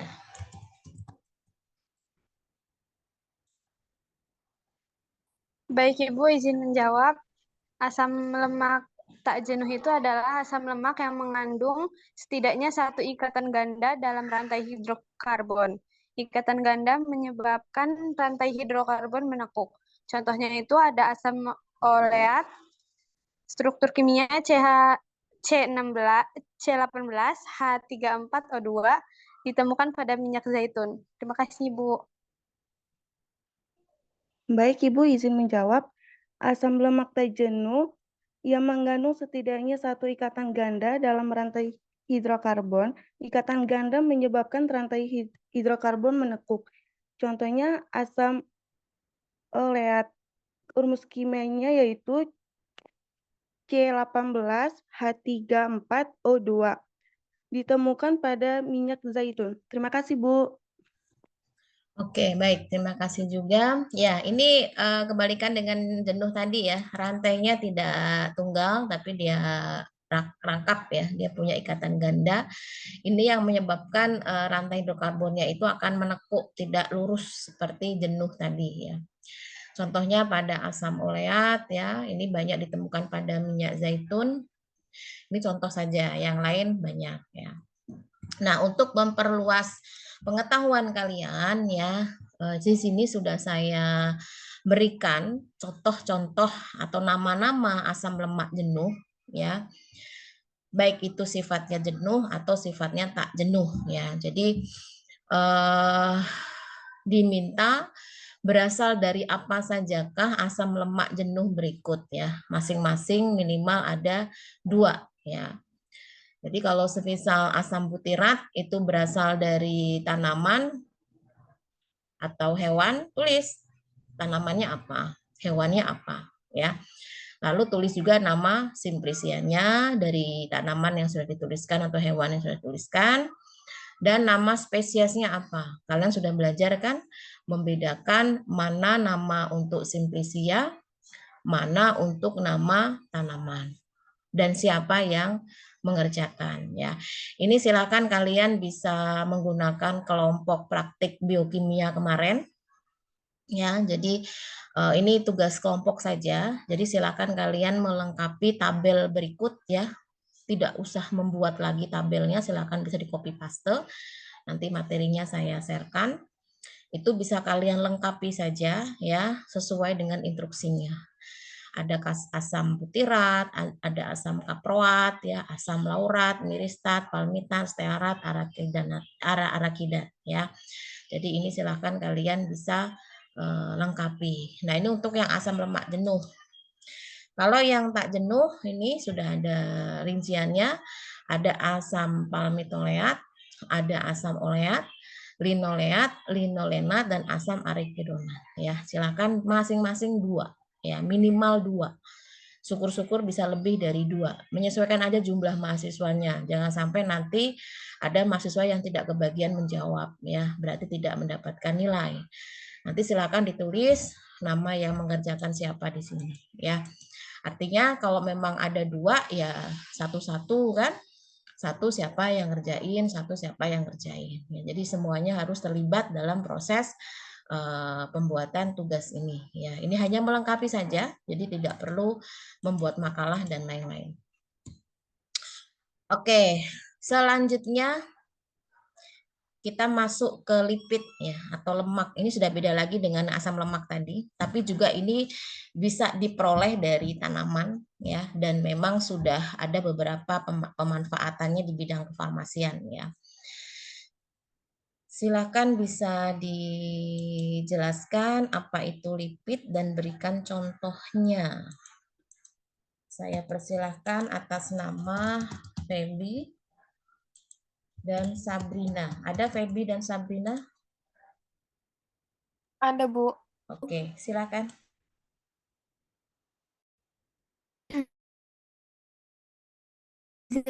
Merupakan ester suatu alkohol dengan asam lemak rantai panjang. Ester asam lemak dalam bentuk padat disebut lemak, fat, sedangkan bentuk cairan disebut minyak, oil. Pada lemak terdapat asam lemak jenuh dalam jumlah lebih besar, sedangkan minyak memiliki kandungan asam lemak tidak banyak. Kelompok lipid tidak memiliki efek farmakologi, banyak digunakan untuk makanan dan sebagai pembawa dalam sediaan obat, terutama untuk topikal seperti krim. Contohnya itu ada alkohol gliser.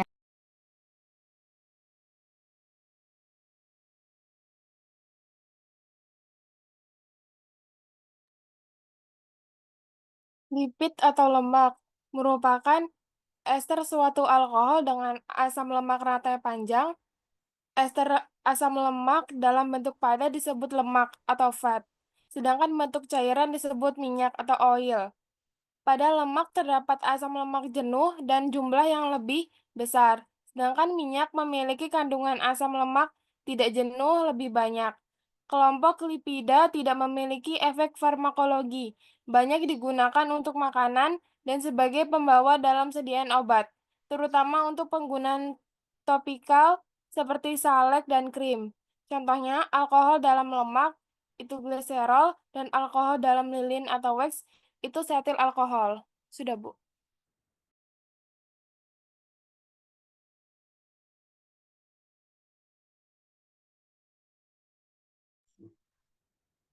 Oke, baik. Terima kasih. Tadi asam lemak sudah dijelaskan di awal. Nah, yang kedua ini adalah lipid ya atau lemak ya. Ini juga dihasilkan oleh tumbuhan. Jadi lipid atau lemak ini merupakan ester yang dari golongan alkohol ya dengan asam lemak rantai panjang. Jadi memang bisa dilihat dari strukturnya nanti. Jadi ester asam lemak ini kalau dia dalam bentuk padat itu kita sebut lemak atau fat ya. Kalau dia dalam bentuk cairan kita sebut minyak atau oil. Jadi tergantung dari kondisi bentuknya seperti apa ya, apakah dia padat atau cair ya.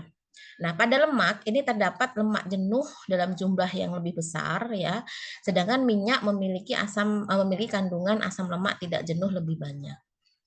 Nah, kalau untuk lipid ini tidak memiliki efek farmakologi ya. Artinya tidak bisa kita kembangkan untuk bahan obat gitu, tapi lebihnya itu pada sediaan tertentu ya. Apakah dia untuk pembuatan kosmetik ya, apakah dia untuk pembuatan sediaan obat dan lain-lain. Jadi bukan sebagai bahan obat tertentu yang memang memiliki efek farmakologi. Ya, contohnya apa? Misalkan gliserol. Gliserol ini hampir semua jenis pembuatan kosmetik itu butuh ya. Ada gliserol, jadi itu gliserol ini yang dimaksud adalah alkohol dalam lemak ya. Dan setil alkohol itu artinya alkohol dalam lilin. Jadi bahan utamanya adalah alkohol. Nah, kemudian Selanjutnya, apa itu gliserol? Ya, tadi sudah disebutkan sih ya, singkat adalah alkohol dalam lemak gitu. Apa itu gliserol dan apa manfaatnya dalam bidang kefarmasian? Silakan bisa dijelaskan di sini atas nama Septi Anggraini dan Elin. Ada? Ada, Ibu. Ya, silakan. Baik, Ibu izin menjawab. Gliserol atau C3H8O3 merupakan senyawa golongan alkohol polihidrat dengan 3 buah gugus hidroksil propantriol dalam satu molekul bersifat polar dan kental atau viskos, rasa manis serta tidak beracun. Gliserol adalah sebuah komponen utama dari semua lemak dan minyak dalam bentuk ester yang disebut gliserida. Molekul trigliserida terdiri dari satu molekul gliserol dikombinasikan dengan 3 molekul asam lemak. Gliserol ditemukan untuk memiliki berbagai macam kegunaan dalam pembuatan berbagai produk industri farmasi, contohnya kosmetik dan obat. Saat ini nama gliserol mengacu pada senyawa kimia murni dan komersial dikenal sebagai gliserin. Gliserin juga banyak digunakan sebagai pemanis dalam industri makanan dan sebagai humektan dalam formulasi farmasi obat. Sekian Ibu, terima kasih. Baik, Bu, izin menjawab. Gliserol C3H8O3 merupakan senyawa golongan alkohol polihidrat dengan 3 buah gugus hidroksil propantriol dalam satu molekul bersifat polar dan kental, viskous, rasa manis serta tidak beracun.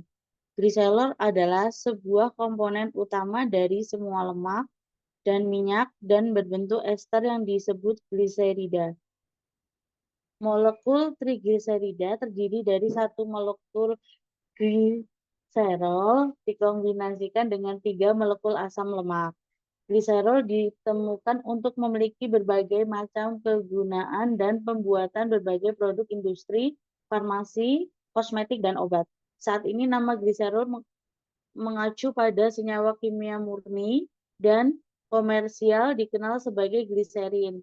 Gliserin juga banyak digunakan sebagai pemanis dalam industri makanan dan sebagai humektan dalam formulasi farmasi obat. Baik, Bu, terima kasih.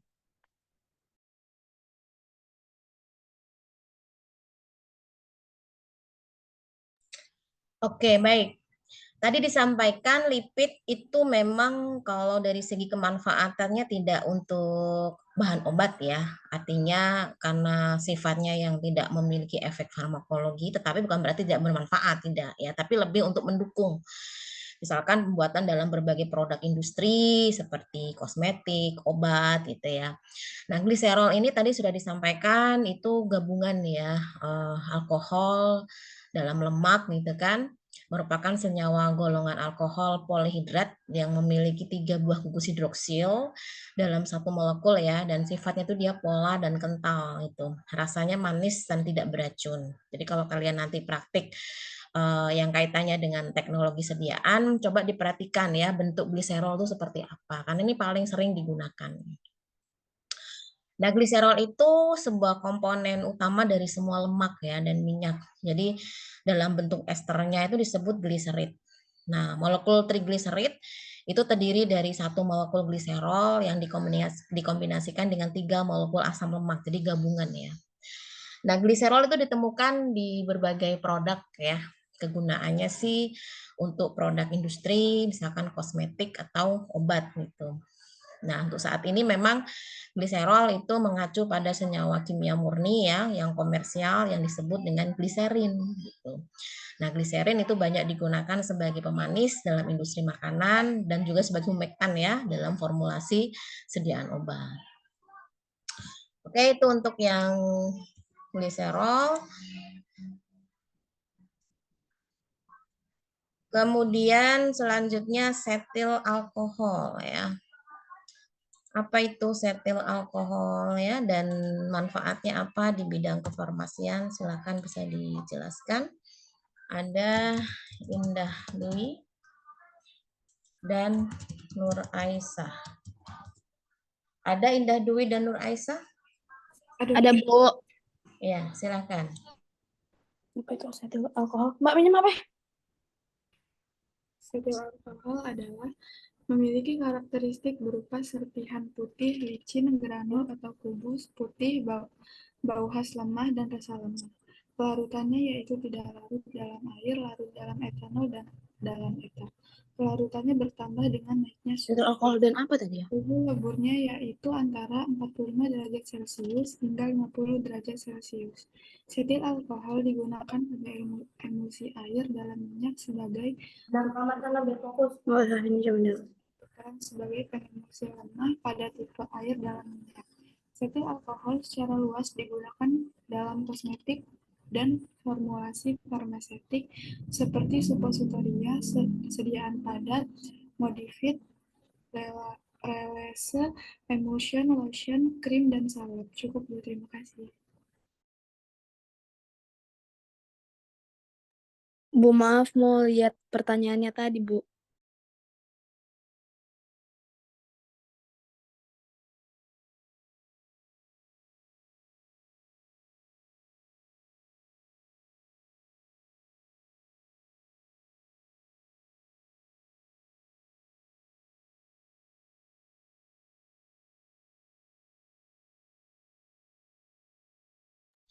Ibu, maaf mau lihat pertanyaannya tadi, Ibu.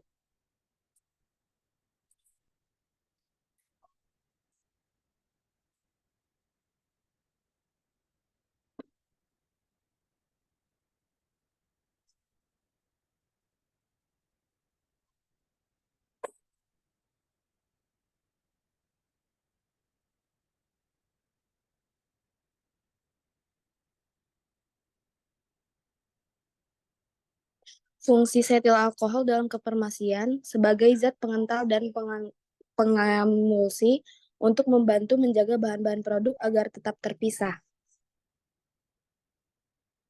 Terima kasih, Bu.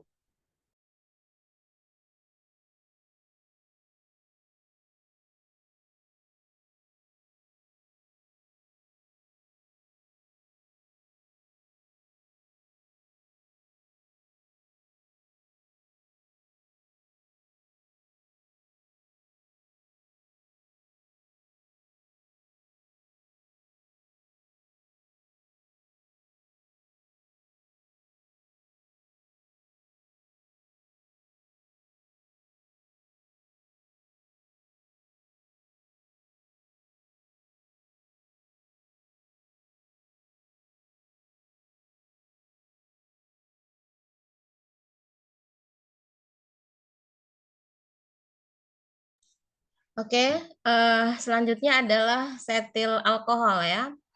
Apa itu setil alkohol? Setil alkohol ini kalau dilihat dari awal tadi adalah alkohol dalam lilin ya. Kalau karakteristiknya itu dia berupa serpihan putih ya, licin, granul ya, bentuknya kubus, kemudian khasnya bau khas lemah dan rasanya lemah ya. Kelarutannya dia tidak larut dalam air ya, namun dia larutnya dalam pelarut organik seperti etanol ya, dalam ether begitu. Nah, kalau untuk penggunaannya, setil alkohol ini digunakan pada emulsi air dalam minyak ya, sebagai zat pengemulsi, sebagai adsorpsi air ya. Jadi yang berperan sebagai pengemulsi lemah pada tipe air dalam minyak. Dan juga digunakan dalam industri kosmetik ya, dan formulasi farmaseutik seperti pembuatan suppositoria ya, sediaan padat, lotion, krim, dan salep. Nah, ini sering digunakan setil alkohol.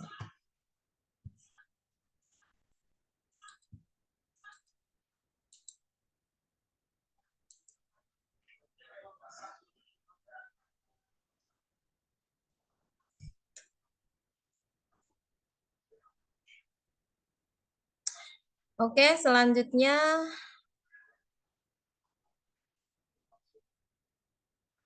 Fosfolipid.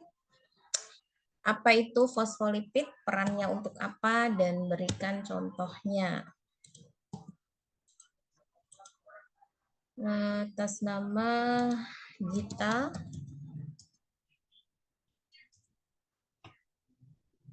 Dan Eka Rizky. Ada Gita dan Eka? Ada Ibu. Ya, silakan.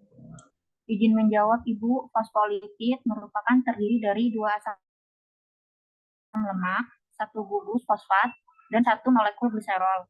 Penggunaan fosfogliserid yaitu sebagai komponen penyusun membran sel, sebagai agen emulsi dari 2 cairan yang tidak bisa bergabung seperti minyak dan air. Senyawa fosfolipid yang banyak dikenal diantaranya fosfatidilkolin atau lecitin, etanolamin fosfatidil, dan serin fosfatidil dengan masing-masing bahasanya adalah kolin, etanolamin, dan serin. Cukup Ibu, terima kasih. Baik, Bu izin menjawab. Fosfolipid yaitu terdiri dari 2 asam lemak, 1 gugus fosfat, dan 1 molekul gliserol. Penggunaan fosfogliserida adalah sebagai komponen penyusun membran sel dan sebagai agen emulsi dari 2 cairan yang tidak bisa bergabung seperti minyak dan air.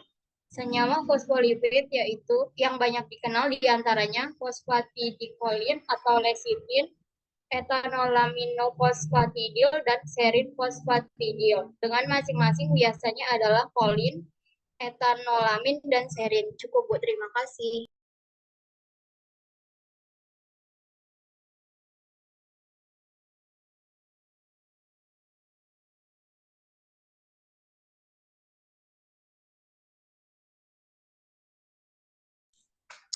Baik, selanjutnya adalah fosfolipid ya. Ini berbeda lagi dengan yang lipid dan asam lemak tadi. Kalau fosfolipid itu secara strukturnya dia terdiri dari 2 asam lemak ya.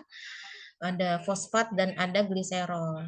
Dan manfaatnya atau perannya memang secara alami itu ada di dalam tubuh manusia dan tumbuhan ya sebagai komponen penyusun membran sel. Tapi selain itu juga digunakan sebagai agen emulsi ya untuk menggabungkan antara 2 zat yang tidak bisa bersatu seperti minyak sama air ya. Jadi dengan adanya zat emulsi ini bisa membuat kedua zat itu bisa bersatu meskipun bentuknya tidak air dan tidak minyak ya. Jadi membentuk zat baru lagi begitu. Kemudian selanjutnya glikolipid. Silakan 2 mahasiswa bisa menjelaskan. Ada Bilkis dan ada Nanda. Ada Bilkis dan Nanda? Ada Ibu. Iya, silakan.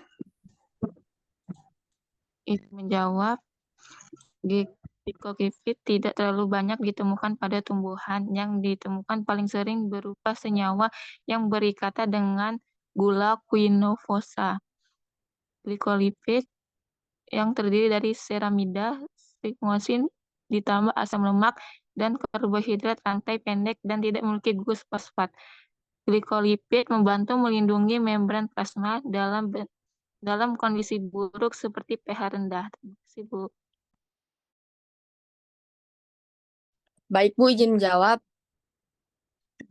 Glikolipid adalah molekul lipid yang mengandung gugus karbohidrat yang melekat pada segmen lipid molekul.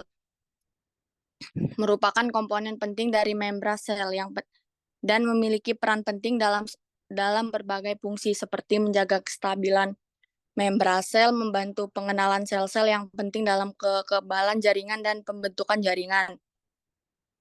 Glikolipid merupakan struktur dasar yang terdiri dari samarida dan satu atau lebih gula. Beberapa jenis glikolipid diantaranya saccharosida, glikolipid yang paling sederhana, galaktorida, glikolipid utama dalam otak dan jaringan saraf. Baik Bu, terima kasih.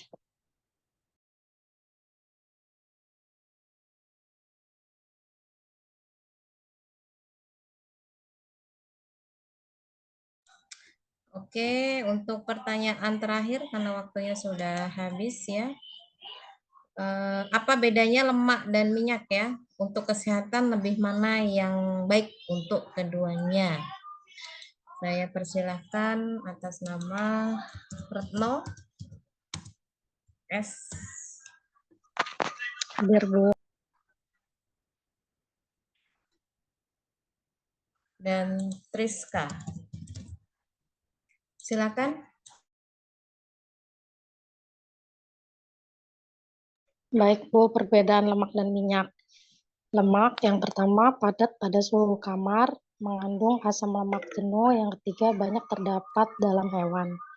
Kalau minyak yang pertama cair pada suhu kamar, yang kedua mengandung asam lemak tak jenuh, yang ketiga banyak terdapat dalam tanaman. Makasih Bu. Baik, izin menjawab Bu, perbedaan lemak dengan minyak. Kalau lemak itu padat pada suhu kamar, mengandung asam lemak jenuh, dan banyak terdapat dalam hewan. Kalau yang minyak itu cair pada suhu kamar, mengandung asam lemak tak jenuh, dan banyak terdapat dalam tanaman. Terima kasih, Bu. Oke, baik. Ya, perbedaan secara prinsip ya, lemak dan minyak ya. Kalau lemak itu sifatnya dia padat ya, atau disebut dengan fat itu tadi. Kalau dia minyak atau disebut dengan oil itu dalam kondisi di suhu ruang itu cair ya. Nah, dari segi kandungan asam lemaknya bagaimana? Kalau untuk yang lemak itu mengandung asam lemak jenuh, sedangkan kalau minyak itu asam lemak tak jenuh ya.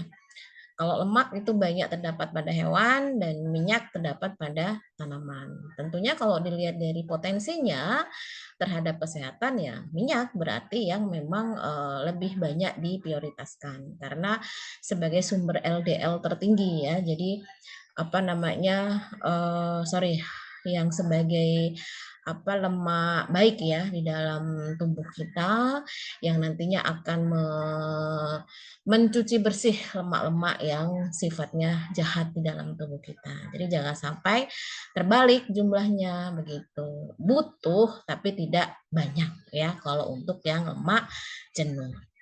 Oke, mungkin itu yang dapat saya sampaikan ya untuk sesi mata kuliah farmakologi bab metabolisme primer ya.